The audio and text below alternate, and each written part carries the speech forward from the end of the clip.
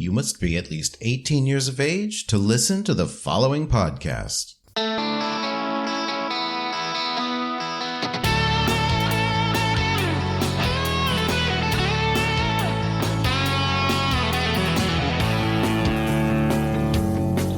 am Robert Black, and you are listening to Sexual Heroes. CagedJock is an adult actor and model based in New York City. He chose his name when Tumblr was his vehicle for posting content depicting his interest in sports gear and chastity. Now, with the same moniker, he has a big fan base on platforms like OnlyFans, Just for Fans, YouTube, Instagram, and Twitter, with nearly 200,000 followers. CagedJock, or CJ, is extremely proud of himself for his unique contribution to the world of BDSM, and also for making the entertainment world more diverse by showcasing the beauty of Asian males. He is pleased to be part of a new breed of adult models that don't fit the status quo. Hi, CJ. Thanks for being on Sexual Heroes today. Hi, Robert. Thank you for having me. The first thing I want to talk about has nothing to do with sex. Well, maybe a little bit. Totally random, off the topic why I had you here today. Yeah. I was looking at some links. One of them was your Amazon wish list. And on that list was a Champion tank top. Yeah. And it was one that I had on my list. Oh. And I want to know if it's maybe the same reason why it's on your list, because it's not something you see. They don't even sell it. I don't know if they'll ever sell it again. It's not available. It's sold out. I'm so bummed. But why? Tell me why that Champion tank top?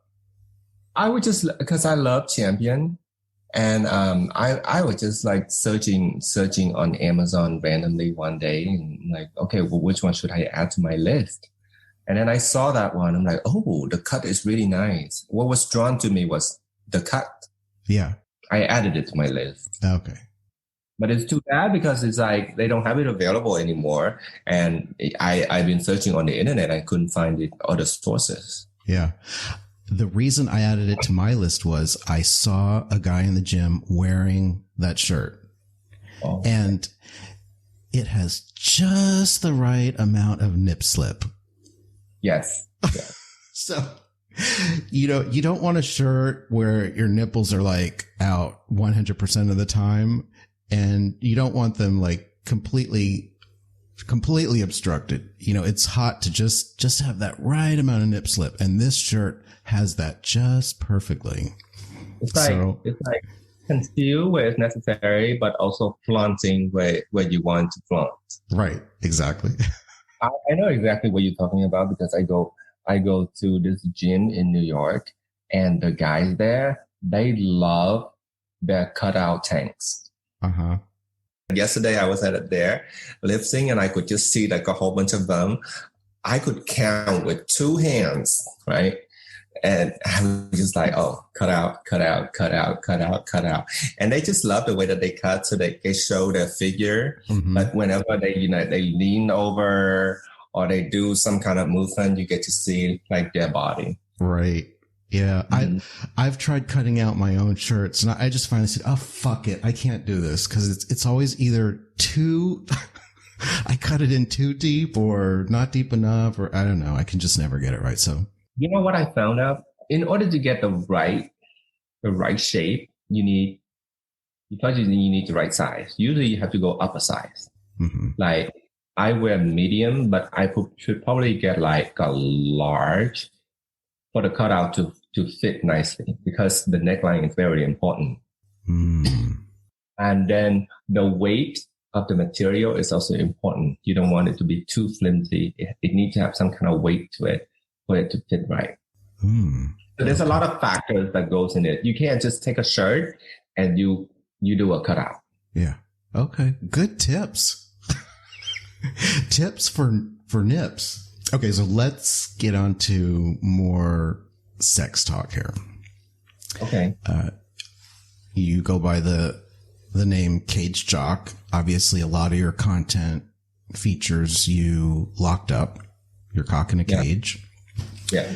And I really want to talk about that because it hasn't really come up in the show to this point. I know some of my listeners are appalled by the thought of even having your cock locked up, especially the baiters that follow my podcast, because life is all about access to your dick. Yeah. And I've been on both sides. I consider myself, part of that baiting scene, but I also have been locked up and I find it really, really hot. It is. It is. You don't get it until you try it on. Right. So I will talk today about your first experience and maybe a little bit about my first experience. But I hope by the time people finish listening to this episode, they're going to think about getting their first cage if they don't have one already. Yeah. So let's start with a recent tweet on your Twitter feed. You wrote, "If you're a bottom, lock your cock. If you hate topping, lock your cock. If you're a sub, lock your cock. If you want people to know you only like to bottom, lock your cock. If you're a dom, lock your boy's cock. And if you're a submissive top, lock your cock." Yeah. Where do you fit into that list? Oh, if you're a sub, lock your cock. So you're a submissive. Are you a switch or a submissive? All right, I'll tell you this. This is kind of hard to explain.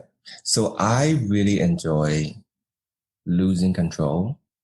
I enjoy someone taking control of me. There's something so arousing in the fact that you don't have control of your own body. It's just it kind of arouses you. Now, but in some of my porn, you see me dominating a lot.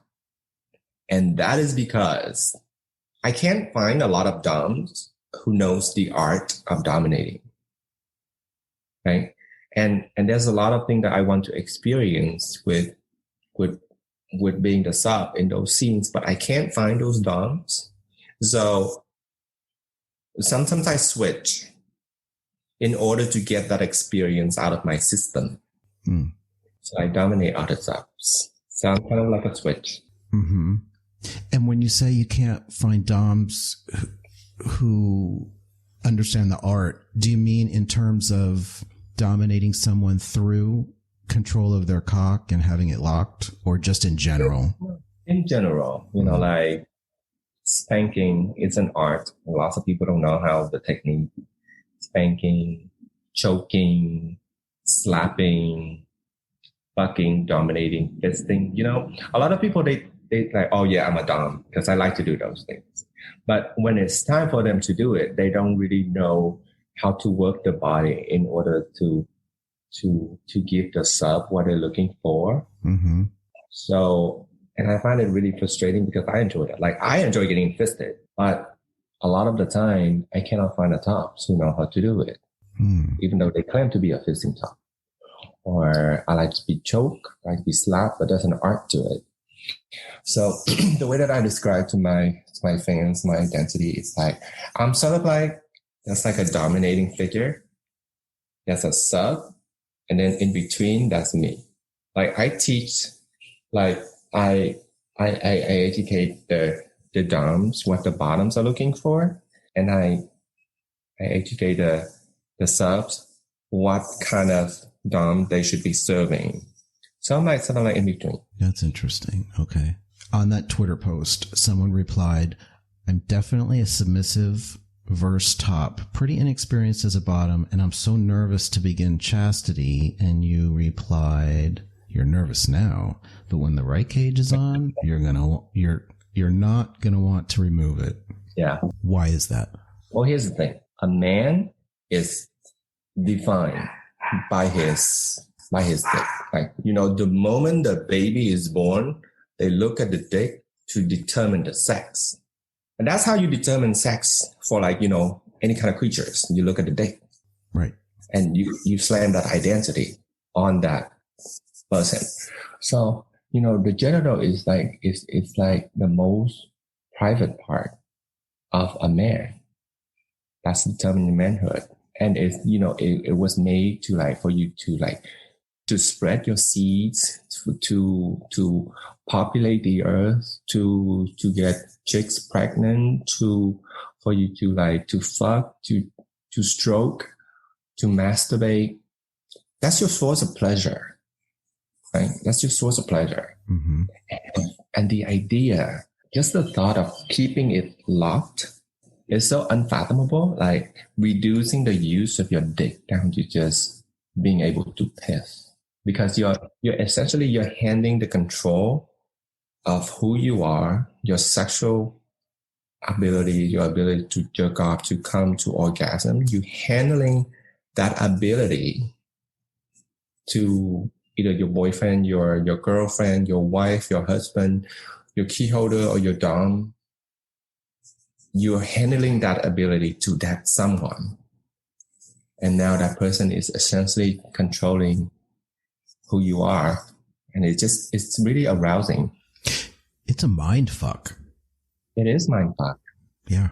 Like your own personal, your most private part, and you don't have any control of it. What a great way for some couple who is curious about BDSM to get started, right? It's so easy.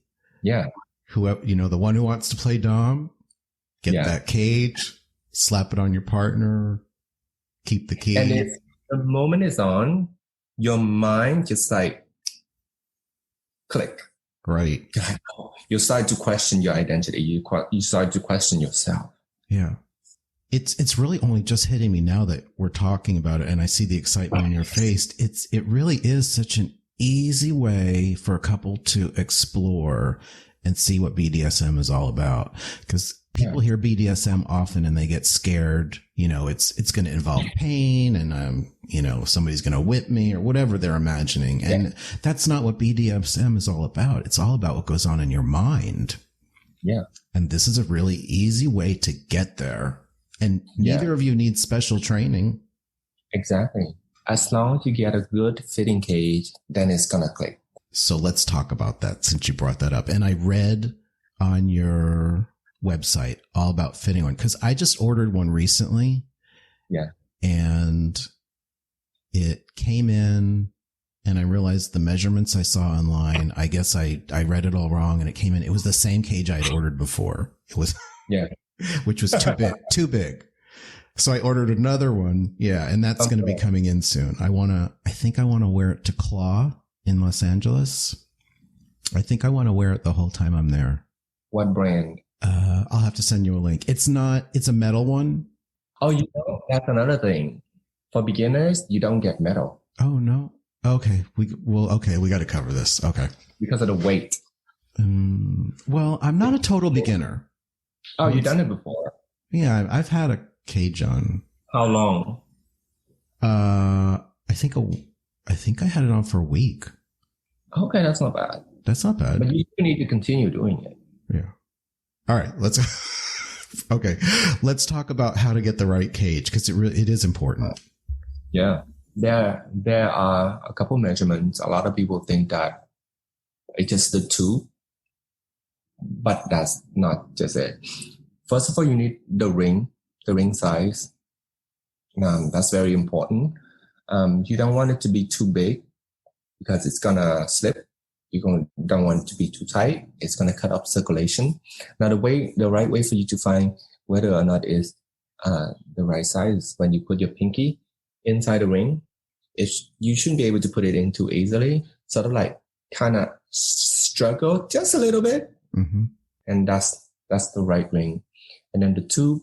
A lot of people think, oh, I need to get a tube to accommodate me when I get hard, but that kind of defeat the purpose of it. The idea is that it's going to suppress your erection. So you need to measure when you're soft, not when you're hard. And I understand that, but what about the idea of being able to get an erection, but not having access to it to finish yourself off? Isn't that kind of a hot thing also for some people? It is. So getting a larger cage could be right for someone if that's the direction they want to go in.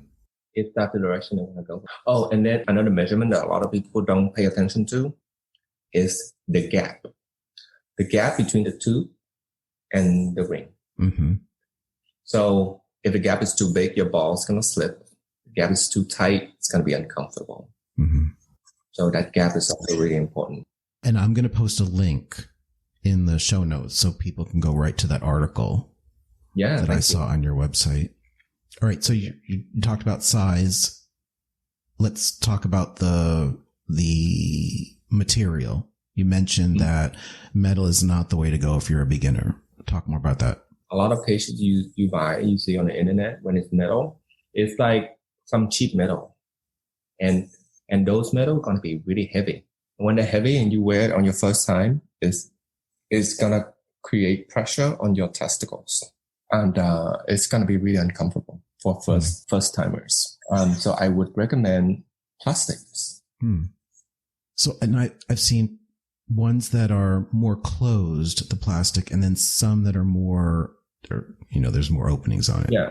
There's a closed design and there's a solid design. Yeah. It seems to me like solid one wouldn't be as hygienic.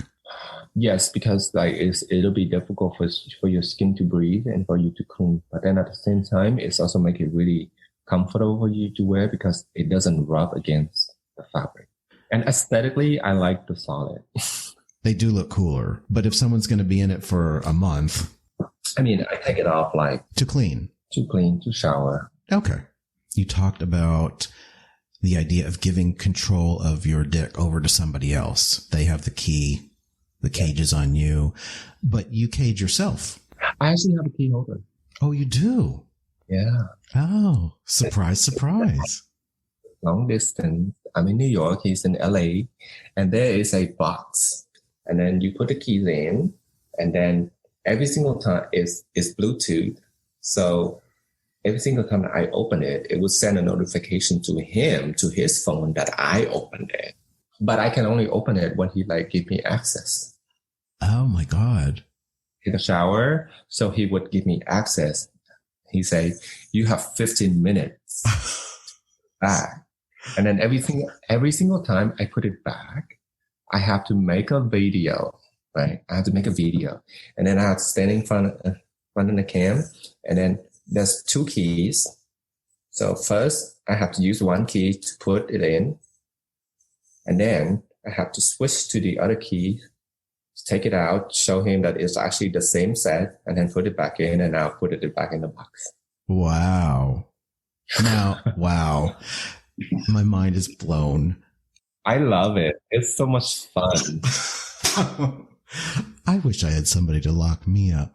So is that Bluetooth system, does that come with the cage, or is that just a locking system that's independent of the cage? You can buy on Amazon that's designed for homeowners who are not available at home to let someone in. Using one of those locks that real estate agents use whenever they're showing homes. Yeah. That giant little box. Oh, I see. That just holds the keys. Okay. Got it. Yeah. I'm an idiot sometimes. But okay. This is Bluetooth and it's not passcode. Got it. Very cool. I think we're going to post a link to that on your show notes also. Okay. And if anybody listening wants to be my key holder, send me a message. If someone doesn't have someone that they can share this experience with, people do lock themselves up. Yeah. It's the best way for you to start is always self-lock. There you go. You need to be comfortable with it first. You need to experiment with it and also get your mind into it. Mm-hmm. And then you can start experimenting with someone else. It's sort of like self-love. You need to love yourself first before you find your partner. Right. Just like a masturbator gives himself self-love by getting off. I mean, someone into cages can cage themselves if they want. You're still going to get some of that mind fuck, even if you're doing it to yourself, I think.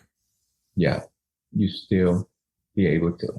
And they also sell one of those boxes where you can put a timer on it. So let's say if you want to experiment for a day, you you put the keys in the box and you set it up to be the timer to be just like a day. And there's no way you can get it out.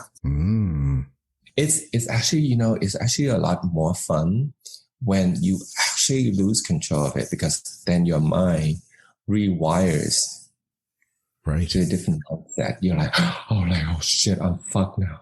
It's not as fun when you have the keys. It's just sitting there available for you to unlock anytime you want. Right. But the moment that access is lost, you get a different rush. It's sort of like riding a roller coaster. You get that rush. Yeah. You're going to get the same rush, but it can only be achieved if you don't have access to it. Pro tip there, everyone. So tell us about the first time you got locked up. Is that when the light bulb went off and you thought, oh, wow, this is great? Or did you actually, had you seen someone else with a cage and fantasized about it before? So I was on the internet when Tumblr used to be a thing. I miss Tumblr. So I was on the internet one day, browsing through. I've always had, love kinky sex. So from a young age, I've seen so much, I discovered fisting, candle wax, whipping, belting, sounding. I mean, you name it. I've seen it all. So nothing really surprises me anymore. But then one day I was on Tumblr. I saw a picture of this guy. It stopped me on my track. Right. And what I love about this is that he just so big, muscular, he's such a man. And then you look at his dick and you're like, oh, what is that thing? What is he wearing? This was the picture that got me started. Yeah. He's showing me a hot picture, guys. A very hot, muscular guy with a cage on his dick, obviously. So ever since then, it's kind of, it caught my attention. And then I started to research about it. I'm like, let me go get one to see what this is about. I think that's the same thing when people see my blog and they're like, what is that? With almost 200,000 followers on Twitter, do you think most of your followers are into cages? Are they mostly people who just like seeing guys in cages? Do you think you've converted a lot of people? I always get messages, I would say on a weekly basis, that someone would send me a message and say, you inspire me. I get it all the time. I get it on Instagram. I get it on Twitter. I get it on my private email. I get it on Grindr. Think of a social media app. I get those messages. I bet that feels good too. It never gets old. Right. And I have had messages from some very DL followers. Actually, they're so DL that they don't follow me. But then they send me those messages. I'm like, wow, I would never expect someone like you to be into it. But I'm totally flattered that you love my work. I'm totally flattered that you find it inspiring and you actually go for it. And when you started publicly blogging and showing photos, you also did not show your face, but you do now, obviously. What caused the change? So in the beginning, when I started in 2015, I still had an office job. So I couldn't get my face out. And even after I quit my job, I still kept it that way because I wasn't doing it for my own attention so people can recognize me on the street. I started OnlyFans in 2017. And back then, the OnlyFans movement isn't as big as it is now. And there was not a lot of Asian performers in the industry. So since I was one of the few, I just decided to review my face for representation. More along the lines of bottoming. You also are into fisting. Yes. As a top and bottom. More top than bottom. Oh, more top than bottom. Oh. I was taught by two really, really good experienced fisting tops. This is another one of those things where I think people who aren't into it look at it and go, I don't get it. What the fuck? Why would you want to do that as a top or a bottom? Just like cages, right? It's the same thing. It's, you look at other sex acts and you're like, okay, that looks like it feels good. I can see two people getting into that, but they look at cages and they look at fisting and they go, I just don't get it. Where do you derive the pleasure as a top? I like to give. I like to see. I like the intimacy. I like the fact that the bottoms came to me because a lot of them have seen my work. I have visited many virgin holes, and a lot of them, they said, I have never gotten visited before, but I've seen your work and I feel like I could trust you. So I want you to be my first. I take that as a huge compliment. For me, the act of like someone who's like to receive their first fisting experience, for me, that's just so arousing. Because fisting is a very intense experience. You're taking the whole fist inside your ass. So it's very intense. It requires a lot of techniques, patience, but most of the time it's also trust. I had this bottom. I came to my place to get fisted. He was like moaning so loud. He was like screaming and moaning so loud. And he told me he decided to take my fist, even though it was difficult because it's his first time. But he's like, he wanted to do it because he didn't want to like disappoint me and he wanted to make me proud. And he pulled through and we captured on camera of his first fisting experience. And I just love it. I love the intimate act of like the patience that it requires in order for you to like really open him up little by little. And I'm also kind of a sadist myself. So I get turned on when someone is like, I wouldn't say he was like in pain, because it had to be a mixture of pain and pleasure. And I just really love the fact that I'm giving him pain and pleasure. Like fisting is just like, it's so intense. Like the amount of pleasure that you can get from it. It's just like, it's so intense. It's so different than taking a big dick. I may have said this in a past podcast. You talked about being a little sadistic there yourself. I didn't top till my mid-30s, and my boyfriend at the time was versatile, and he said, "Oh, no pressure, but if you ever do want to try, just let me know, and we'll make it happen." And then one day, I said, "You know what? I think I want to fuck you." And like 3 minutes later, he was ready. So I fucked him a number of times, and he told me that he noticed when I fucked him, if he squirmed and kind of whimpered, like he would struggle a little to get away from me and whimpered, he said he noticed I would instantly get harder. Oh, so you're a sadist. Yeah. And now I don't top that often. I mean, I'm versatile, but I think I'm more submissive bottom. I know I'm more submissive bottom, but when I do top, I like to have somebody tied down. That triggers me. That brings out my top more than anything. And as well, I like to be tied up when I'm getting fucked too. You're just a kinky pig like me. I'm a kinky pig. I love kinky pigs. Explain pegging. When you wear a strap on with a huge dick, you fuck the bottom. And you know what's mind fuck about it? I put a strap on and my dick is like completely locked. So I'm fucking someone and I can see him like screaming and squirming and trying to get away from me, telling me to stop, telling me to slow him down. And he's like, I can tell he's like also getting pleasure from it. His hole is getting stretched. His prostate is being stimulated. But at the same time, I know that it didn't come from my dick. Wow. I'm learning so much today.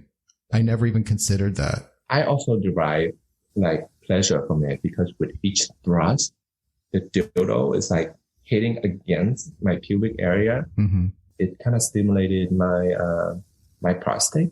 I haven't done this, but I'm thinking about it now. Time to go down to the local toy store. You need a good strap-on harness. Uh-huh. You need a good size dildo. Yeah. I'm just thinking what a power trip it would be. And it's so mind-fuck, especially if your dick is completely locked and you're fucking someone with a strap on and you're feeling like you're such a dom and you're such a man. And then the cage reminding yourself of who you are. And you're like, oh, fuck. You're questioning your identity. Wow. That's trippy. You know what's even more fun? when you have you plug your hole with a butt plug as the top. As the top, yeah. When you're pegging top, it's like you're getting so many sensations. Oh wow, wow! I love creativity in bed. I love creativity with trying new things. I've never been a vanilla person. I can't do the whole. I mean, sometimes when I'm in the mood, I'll be like, okay, I want to get fucked, with an actual dick. How do you feel about kissing? I love kissing. It really turns me on. I love fisting someone and I kiss him at the same time. Like using this hand to like hold behind his head and then kiss him while my other fist is like inside of him, opening him up with my fist. It's heaven.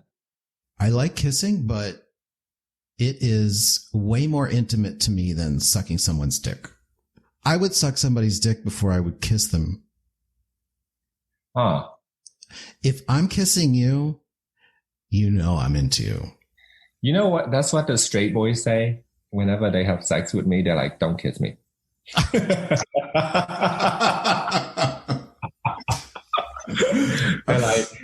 they're like, I'm into everything else, but don't kiss me. And you know what I do? I would try to kiss them. Especially when I'm like all over them and then fondling their body and stroking their dick, and they're just like they're at that time when their mind at that moment when their mind is like receiving so much pleasure that they can't think, and I just like put my lips closer and closer and closer and closer to his lips. CJ, thank you very much for being on Sexual Heroes today. My pleasure. Thank you for having me. For information with links about a guest on Sexual Heroes, visit the show notes. And please be sure to follow me on Twitter @RobertBlackXXX. Thanks for listening.